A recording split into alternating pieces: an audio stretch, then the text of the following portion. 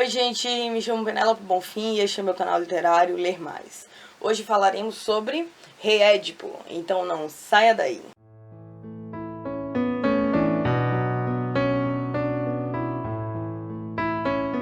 E antes de começarmos, gostaria de pedir para que você se inscrevesse no meu canal, ativasse o sininho para não perder nenhum vídeo novo, que toda semana a gente tem vídeo novo aqui no canal.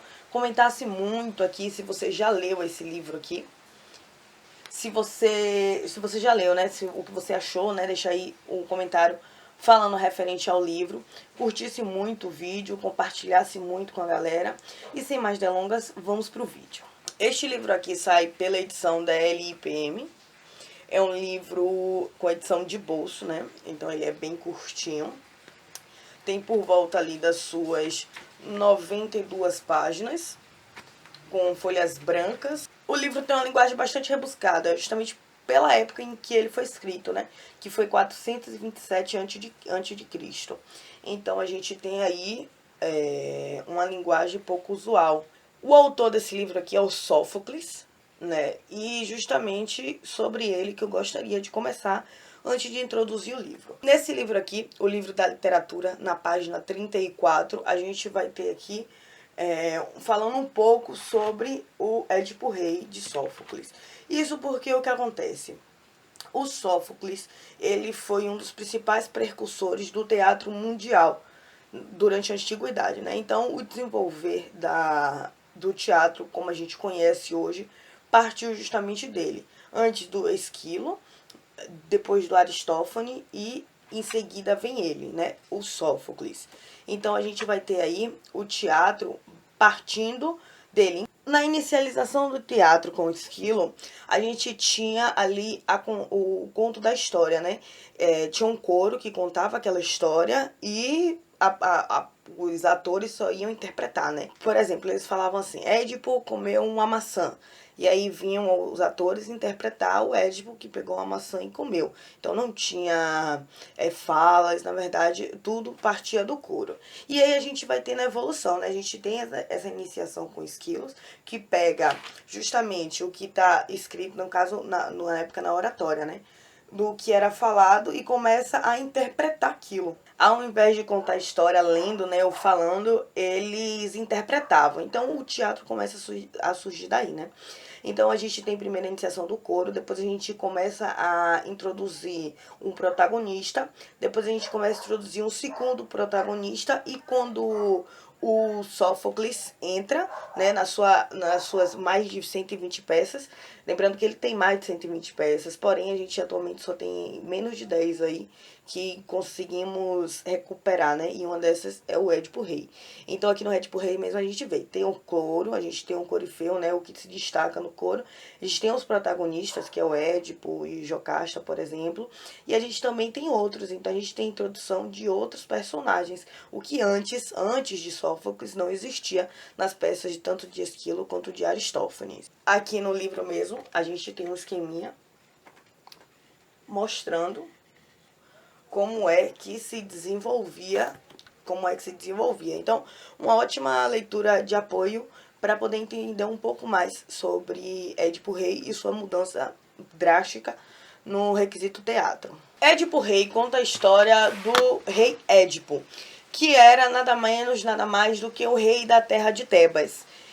E ali, logo no início do livro, a gente tem um grande problema, porque a terra de Tebas está passando por maus bocados. E para que a terra pudesse se desenvolver, eles teriam que descobrir quem foi que matou Laio, o antigo rei da terra de Tebas.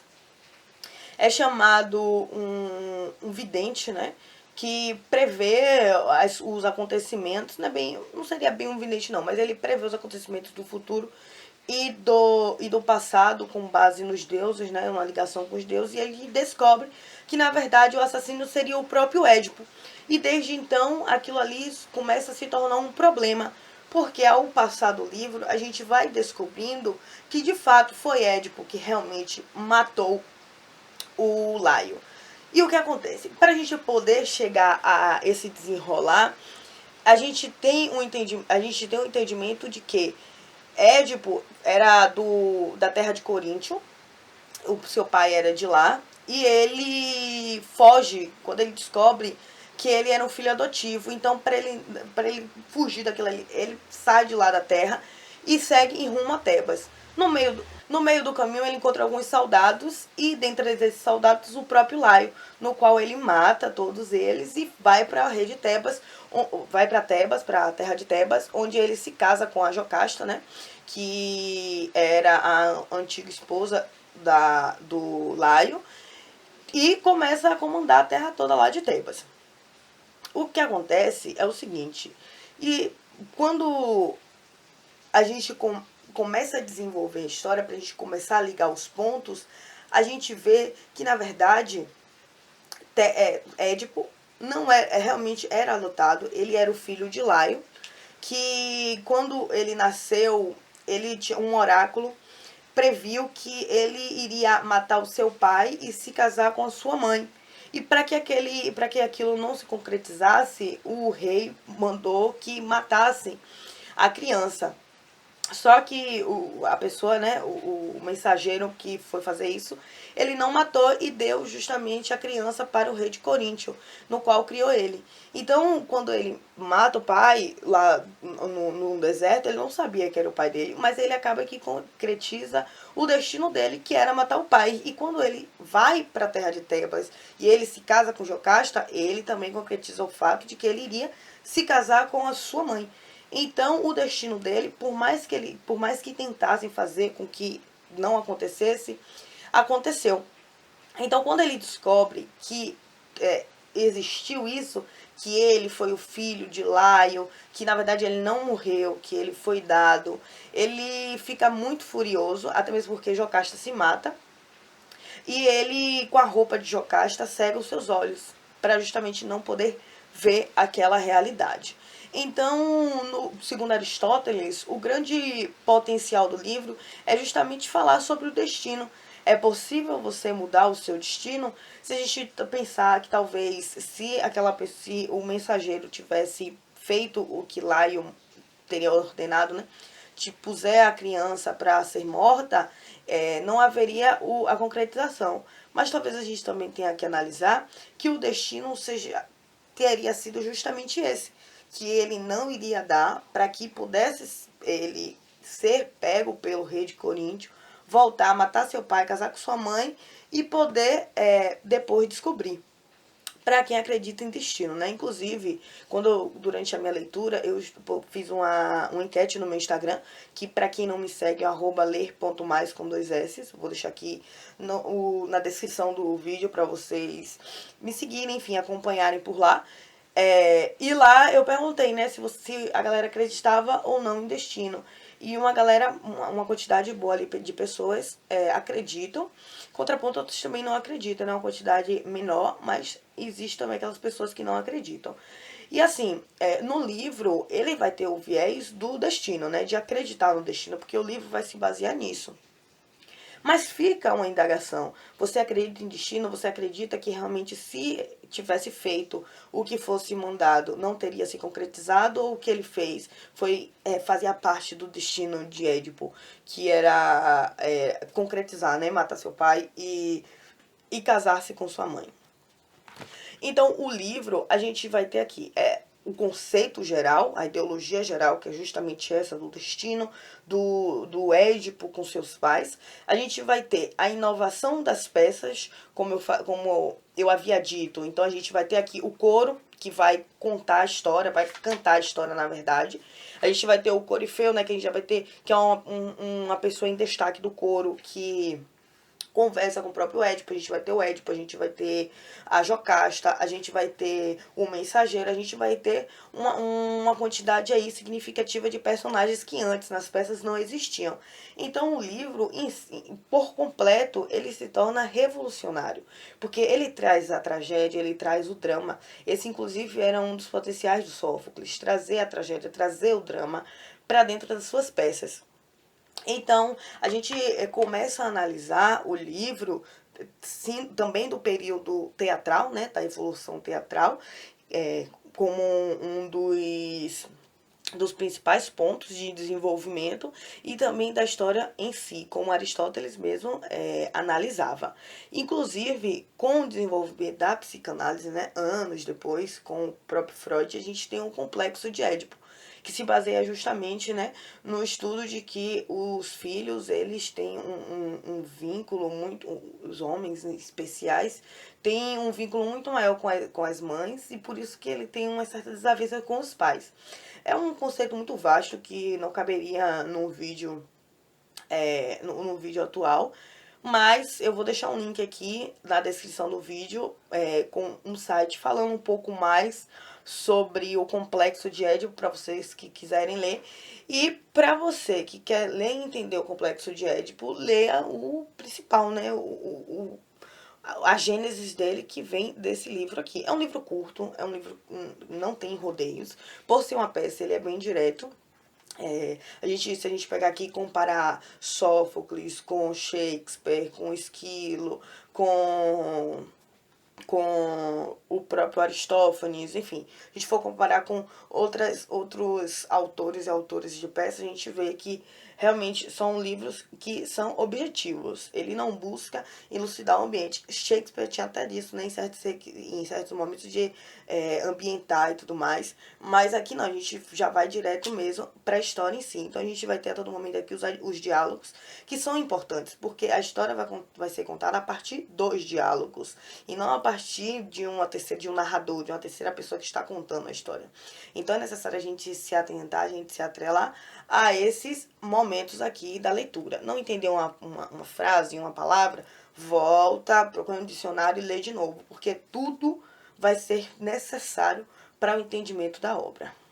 Eu gostei muito da leitura do Édipo Rei, achei um livro muito sucinto, assim, no que ele queria dizer. É um livro muito genial, muito inteligente, mas que também não gera muitos rodeios. Ele vai direto no foco dele, né? Ele vai direto onde ele deseja trazer. Ele deseja trazer o drama, ele deseja trazer a tragédia, para explicar que Édipo não poderia mudar o seu destino, embora tentasse de tudo que é formas, né? Até antes dele mesmo. Então a gente começa assim a indagar ali, por exemplo, nesse caso, levando em conta que existe o destino e que acreditemos nele, somos predestinados a entender, a fazer o que fazemos, e não importa o que fazemos ou o que somos, já existe, já está escrito que seremos isso. Então se a gente mudar, já vai estar no destino que nós mudaremos. A gente começa a pensar referente a isso. Tem algumas religiões, sobretudo as religiões espíritas, e isso não é uma crítica, na verdade, é somente uma elucidação, que eles acreditam no destino, que de fato existe um destino, mas que também as pessoas podem mudar esse destino. Só que nesse requisito aí, para mim, eu penso que existe um impasse, porque se existe um destino que já está escrito que aquela pessoa vai ser aquilo, vai fazer aquilo, como é que ela vai mudar isso? Então, se ela muda, não deixa de ser um destino. Porque até se ela mudasse, a gente ia ter que considerar que o destino dela seria mudar. Então, tem coisas que não batem muito. É necessário a gente realmente pensar e repensar sobre essas questões, porque às vezes a gente, com correria de trabalho, relacionamento, enfim, a gente deixa passar alguns questionamentos que talvez seja assim um tanto quanto simplório, né? Trivial, comum, sem necessidade. Mas que se a gente analisar tantinho por tantinho, isso muda muito o nosso propósito. Porque pensa, se você acredita que o destino, ele é. Se você acredita que o destino, não importa o que você faça, vai acontecer aquilo, então você vai se deixar levar. E talvez esse também seja seu destino. Então tudo é um motivo de se pensar.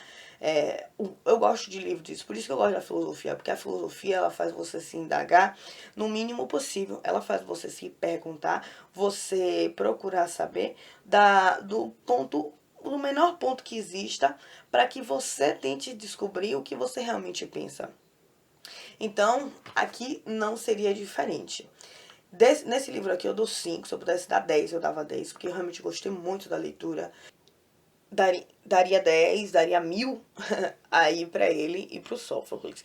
Pretendo, inclusive, ler outras obras. Já vi que tem duas ramificações do Édipo Rei, que eu pretendo ler, né? Porque no final aqui não é dito se ele realmente é morto. Ele é posto, assim, pra levar, pra morrer e tudo mais, mas não é confirmado. Ele é separado de suas filhas, mas não é confirmado se ele morreu ou não. Então, vou ler, quero ler as ramificações pra saber se vai dar a resposta ali, se ele morreu, se ele não morreu, se vai contar antes. Enfim. Então, gente, por hoje é só. Eu espero que vocês tenham gostado do vídeo de hoje, dessa pequena, mas grandiosa obra aqui do Sófocles, o Édipo Rei. Para você que gostou aqui do vídeo e que quer ver mais, né, sobre outros vídeos envolvendo filosofia, política, ficção, não ficção, enfim, no geral, se inscreva no canal. Não se esquece de ativar o sininho, porque você ativa o sininho e você recebe as notificações, né, dos vídeos. Lá no meu Instagram também eu tô sempre postando, tenho postagens referente a outros assuntos também, mas que não saiam desse requisito literário. Então me sigam lá, o @ler.mais com 2 S. Curta aqui muito esse vídeo, que o seu like me ajuda bastante. Comenta aqui se vocês já leram, o que é que vocês acharam. Eu já vi que tem uma galerinha aí que já leu esse livro aqui. E eu gostei muito, né, de saber disso, porque é um livro clássico e que não deve ser esquecido, não. E é isso, gente. Até um próximo vídeo e grande abraço.